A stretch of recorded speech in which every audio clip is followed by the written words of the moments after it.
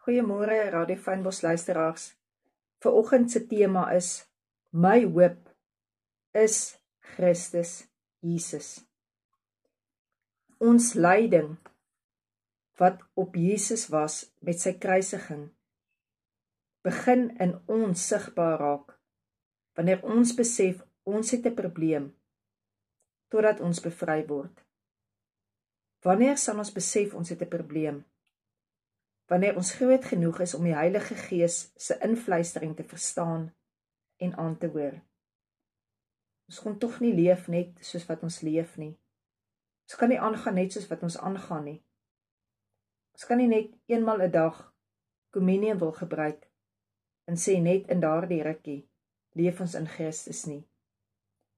Die bedoeling van Jesus Christus se kruisiging was nie net vir rukkies in ons lewe nie, maar dat dit vir ons lewenswyse sal raak. Raak dit vir jou nog kosbaar? Elke keer hoe jy voel, jy kom vryer. Sê jy nog dankie daarvoor vir die Here? Die woord sê nadat ons gelei het, sal ons volmaak word. Met ander woorde, eers gaan ons gedagtes en ons hart en ons vlees by daardie heiligmaking moet uitkom. By daardie plek moet uitkom, waar Jesus ons geregtigheid is, waar hy ons geheilig het voor God. Dan eers sal ons weet wat die identiteit van Christus in ons is. En wanneer jy jou identiteit in Christus het, sal die versterk word, nie deur jou krag nie, maar deur die Heilige Gees. Soos wat ek mense altyd antwoord, waar vra jy, moet jy begin? Jy moet by Jesus Christus begin. Hoekom het hy jou gemaak? Hoe het hy jou aan mekaar geweef? Dit is die vraag wat jy moet vra. 'n Mens het nie daardie antwoord nie, maar Jesus het daardie antwoord.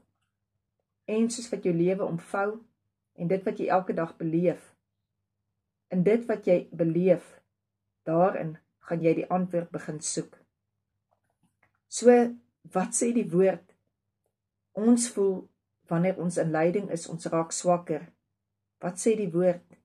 Die woord sê nee, ons sal sterker aan die ander kant uitkom, suiwerder, gelouter, en wanneer jy sterk is, dan sal jy gegrondves word. Dan sal jy besef, wat was die grondgebied wat jy moes afgevat het, soos wat God wel vir Josua gesê het, elke tree wat jy gee, daardie grond sal ek vir jou gee. Almal van ons wil seggenskap in die geestelike realm hê. Maar wie van ons is bereid om die prys te gaan betaal van daardie lyding vir een rede, sodat die heerlikheid en die krag van God sigbaar word? Romeine 8 vers 1 sê, daar is geen veroordeling vir die wat in Christus Jesus is nie, vir die wat nie na die vlees wandel nie, maar na die Gees. Lees eers die eerste gedeelte. Kan Christus Jesus veroordeel word? Nee. Satan het probeer, die fariseërs, die wetgeleerders, die skrifgeleerders, selfs sy disippels het probeer, maar hy het gestaan in die wil van sy Vader, en daarom kon hy doen wat hy gedoen het. So as ons in alles God se wil soek, sal ons in Christus wees, maar dan moet ons nie in die vlees bly wandel nie, maar in die Gees. So, wat is die raad wat ek jou gee? As daar die oomblikke van oordeel kom, as daar die oomblikke van val kom, van twyfel kom, dat jy in gees en waarheid sal bid, en dat jy jouself sal verskuif in dit wat Jesus vir jou gedoen het.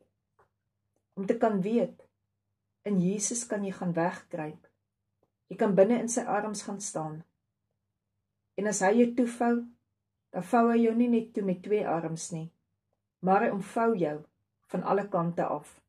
Sy woord sê, hy sal 'n ring van vuur om jou oprig. Ons moenie veroordeel voel, wanneer ons terugsla en teëspoed beleef nie, want is nie hoeveel keer jy val nie, maar hoeveel keer jy opstaan wat tel. As jy wanneer jy 'n veroordeelde gevoel voel, na die vlees wandel, sal jy altyd hypersensitief wees, sal jy altyd uit vlees uit probeer om die goeie te doen. En dan is dit jou vlees wat dinge sal regkry. Maar as jy in jou gees sal gaan, en as jy daar kom, by daardie plek waar veroordeling kom, sal besef, wat is hierdie? Is dit vir my loutering? Wat is hierdie wat ek deurgaan? Is dit 'n plek waar ek meer en meer en meer en meer moet kom by die plek wat Jesus vir my aan die kruis oorwin het? Ons moet erken, daar is een wat groter is as hy wat in die wêreld is. Hy is ook groter as ek. En jy kan oorgee aan hom. Jy moet eers kan glo, voor jy alles kan oorgee. Dan sal jy verstaan, om te kan sien, dit is eintlik eers om te kan glo.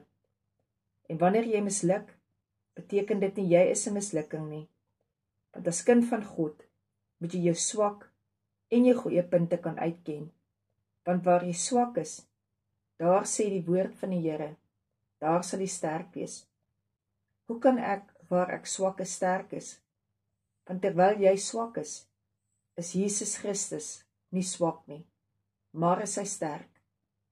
My gebed vir jou is regtig, vir my ook, dat ons meer in sulke oomblikke, wanneer die swakheid oor ons kom, wanneer die angs oor ons kom, in gees kan gaan. Ja, ek weet, dit is nie 'n quick fix nie. Dis 'n iets van, om so oor te gee. Dis amper om te sê, ek bungee, en ek kyk nie eens of daar tou my voete is nie. Maar ek gaan net in die wil van die Here, want ek weet, dit gaan beter wees as enige iets wat ek ooit voorvra. Net in daardie oomblik van die kortste gebed, Here, help my. Wat buig jy jou neer, o my siel? Wat is jy onrustig in my? Hoop op God, ek sal hom nog loof, die verlossing van my aangesig en my God. Psalm 42 vers 12. Daar is Dawid, sy siel is neergebuig in hom. Hoor hoe praat hy uit sy gees uit. Hoekom is jy onrustig, siel? Hoop op God, daar praat hy uit sy gees uit, want my gees sal hom nog loof. Uit my gees uit, daar weet ek dat die Here my verlossing is, van my aangesig en my God. As mens mismoedig raak, beteken dit nie, jy mis die plek van hoop nie. Die Bybel sê almekaar vir ons, moenie mismoedig raak nie. Ons gemoed moet hernie word.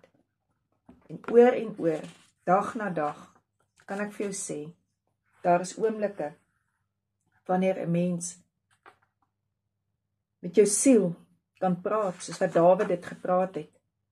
As jy vanoggend kom en jy ervaar wrokke in jou, jy ervaar haat selfs in jou, dan moet jy met jou siel praat en jy moet vir jou siel sê, siel, jy hoef nie langer in die wrokke, in die haat rond te loop nie.